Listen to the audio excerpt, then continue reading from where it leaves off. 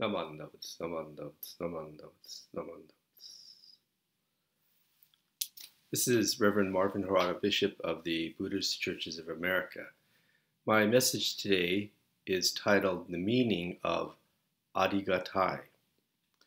There are many beautiful Buddhist expressions in Japanese that are quite difficult to translate into English. Something is always a bit lost in translation. Beautiful expressions like okage-sama, thanks to others, mottai nai, don't be wasteful, but also meaning I don't deserve what has been given to me. And another beautiful expression is the word arigatai, which can mean something like what is most rare and wondrous in life. So I'd like to talk about this meaning today. Two kinds of meaning of arigatai. So this meaning of arigatai, if you look at the Japanese characters, the Chinese characters, it comes from the verb to exist or to be, and then the word for difficult or musukashi. So literally, these characters put together mean it's hard to exist, it's hard to be, meaning very rare, a very wondrous occasion. So the two kinds of arigatai, wondrous and rare events that I'd like to talk about today are, first of all, being born as a human being, and secondly, encountering the Dharma. And I'd like to begin by sharing a poem by the Japanese Buddhist poet Mitsuo Aida. This is quoted in the book River of Fire, River of Water by the late Taitetsu Unno. It's a very favorite poem of mine. The poem goes as follows, as you can see on the screen. My father and mother, altogether 2. Parents of my father and mother, altogether 4. Parents of parents, altogether 8. If I count in this way, back to 10 generations, 1,024. What about back to 20 generations? To my surprise, over 1 million people. From infinite past, a life rally baton has passed on. Here now, I live with my baton. This is your life. This is my life. Very beautiful poem by Mitsuo Aida. So I'd like to reflect on this rare and wondrous event of being born as a human being. So I'd like to first raise the question, do you know how your parents met? If you don't know, you may want to ask them if you have your parents in life with you. I don't know the exact details of how my parents met, but my father was farming in eastern Oregon, and after the internment camp, the Minidoka camp, after the war ended, many Japanese Americans moved to that eastern Oregon area because it was a lot of farm work. And so my mother's family also moved to eastern Oregon. So maybe for my dad, it was like a new girl in town. And so he paid my mother a visit and they hit it off and, here I am. But what if, let's say, my mother would have thought, oh, gee, I don't want to marry a farmer. You have to work so hard. I think I'd rather marry a doctor or a businessman or something like that. If she'd have thought that way, then they don't get together and I am not born. It's as simple as that. Any number of causes and conditions could have prevented our parents from meeting, and we would not have been born as a human being. So the odds of being born as a human being, if we could calculate it, it's astronomical.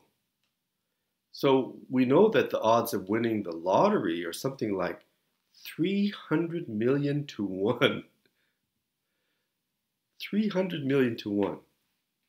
But Buddhism explains the odds of being born as a human being in the following manner. Imagine that there is one particular sea turtle that's floating out in this vast Pacific Ocean. And this sea turtle comes to the surface only once in 100 years. Now imagine that there's also one particular piece of driftwood, and this piece of driftwood has a little knothole in it. And this piece of driftwood is floating out on this vast Pacific Ocean.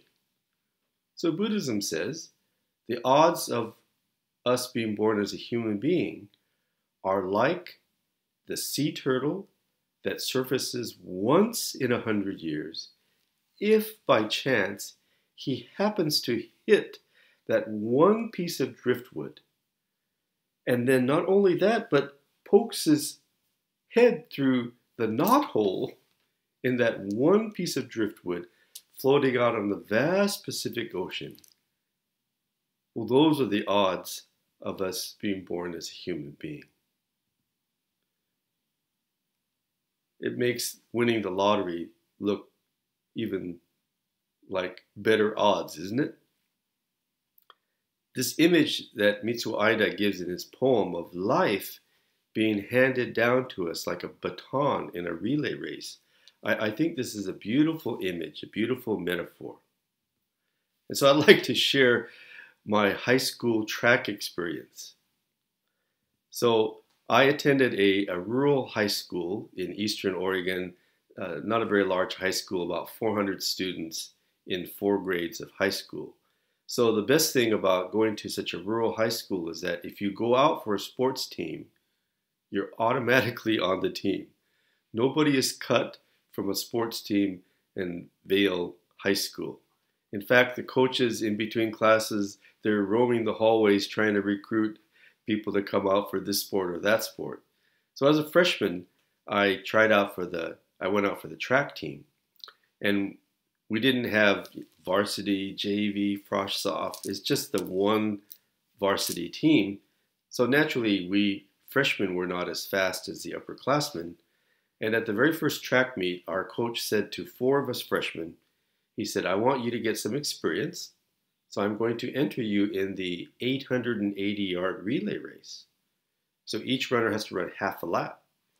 So he gave us a baton, and he said, you figure out what order you want to run in. And don't worry about how you do. I want you to get some experience. So right away, my teammates, everyone began to argue about what order they were going to run in.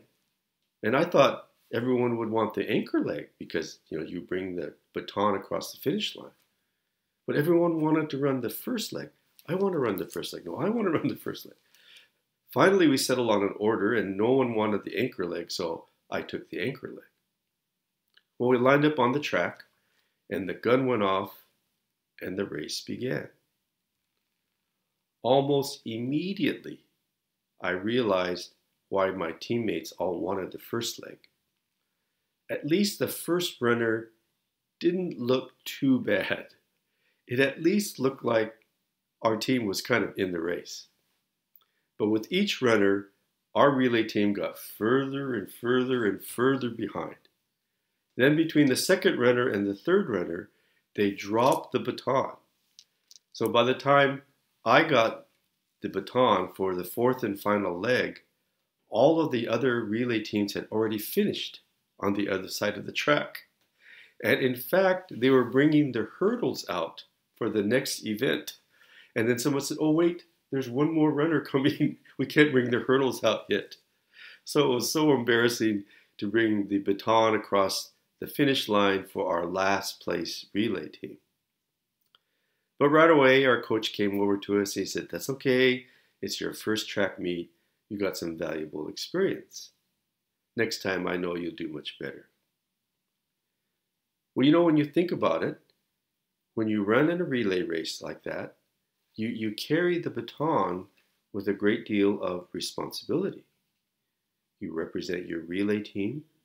You represent your high school track team. You represent your high school and your entire community. So you have to carry the baton very responsibly.